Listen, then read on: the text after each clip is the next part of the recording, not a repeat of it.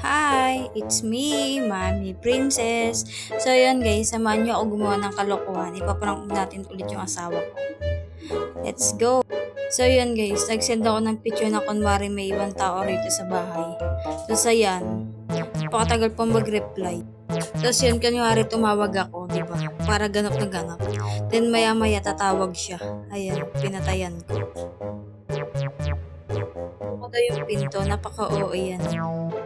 Sino ba naman di magiging OA yan kung may ibang tao sa bahay mo, di ba?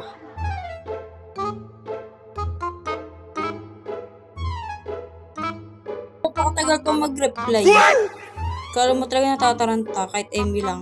Tapos yan, tumawag na pala siya. Tapos then, sinagot ko na. Tapos sinabi ko, it's a prank lang. Pinakita ko sa kanya yung labas, wala naman tao. O diba, parang tarantadong asawa lang. Tapos yun. Tapos tawan-tawa din yung anak niya sa katarantado na ginawa namin. Then yun lang.